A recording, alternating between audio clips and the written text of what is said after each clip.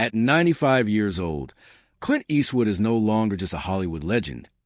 He is a living monument to a vanished era, a man who has outlived not only his rivals and collaborators, but an entire philosophy of filmmaking and masculinity that once defined American cinema. For decades, Eastwood represented strength, control, and moral certainty, whether he was staring down outlaws in the desert of the Old West or delivering cold justice as Dirty Harry on the streets of San Francisco. Yet the true tragedy of Clint Eastwood's life does not lie in scandal, disgrace, or downfall, but in something far more painful and universal: endurance. He lived long enough to watch the world he helped build slowly disappear around him. Friends he once worked beside day after day are now gone. Studios that once trusted his instincts are now run by executives who view films as data points rather than art, and audiences who once cheered his quiet authority now debate his legacy through modern lenses that often misunderstand the time he came from. Eastwood never chased popularity. He chased clarity, discipline, and storytelling rooted in consequence. But as time moved forward, those values became increasingly rare, leaving him isolated not by choice, but by history. One of the most devastating moments in Eastwood's later life was the death of Christina Sandera in 2024, his longtime partner, who brought him peace away from cameras and applause.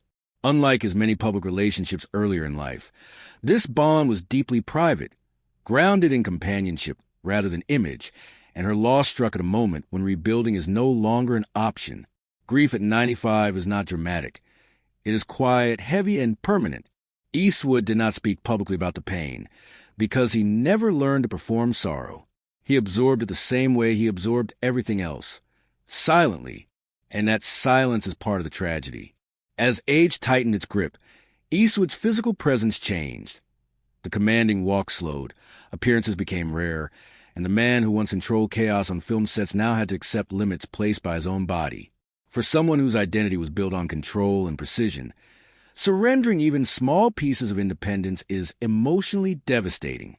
Yet perhaps the cruelest irony is that Eastwood spent his later directing career exploring themes of aging, regret, and moral reckoning, only to live those themes himself in real time, without the safety of script or final CUT. As Clint Eastwood moved deeper into his 90s, the tragedy of his life became less about what he lost and more about what he was forced to witness. Because living this long meant watching the very meaning of cinema, the art form that gave his life purpose, slowly transform into something he barely recognized. Eastwood came from a time when films were built on character, patience, silence, and moral weight, when directors trusted audiences to think rather than react. Yet in his later years, he found himself standing on the outside of an industry obsessed with speed, spectacle, and franchises engineered by committees rather than conviction. Studios that once gave him freedom now hesitated, questioning whether quiet stories about aging, guilt, and redemption still had value in a marketplace driven by algorithms and opening weekend numbers. For a man who spent his life proving that restraint could be powerful, being surrounded by noise felt like creative exile. And yet, Eastwood refused to compromise. Even as budgets tightened and enthusiasm faded, he continued to tell stories about fragile humanity, broken men, and the consequences of violence, themes that mirrored his own internal reckoning with time.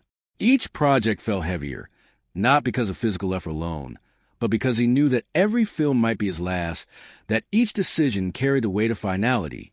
At the same time, loneliness crept in quietly.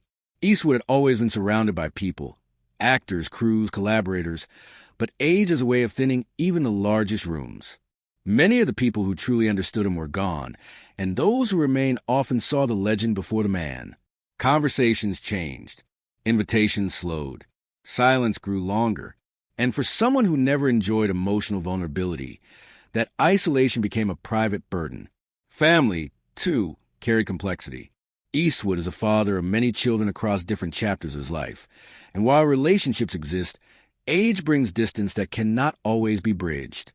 Regret has a way of surfacing late, not as dramatic confession, but as quiet reflection, wondering which moments were missed, which words were never said, and which versions of himself might have been better if time had allowed another chance. Physically, the struggle became undeniable. While Eastwood remained mentally sharp, his body reminded him daily that discipline cannot defeat biology. Long hours on set became exhausting, Recovery took longer, and the energy that once defined him had to be rationed carefully. For a man whose identity was built on capability, this was not just aging. It was loss of self. Yet he never complained.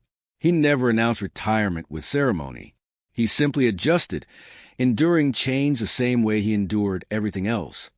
Alone, quietly, and without asking for sympathy. The tragedy deepened because Eastwood was never the kind of man who needed applause. He needed purpose.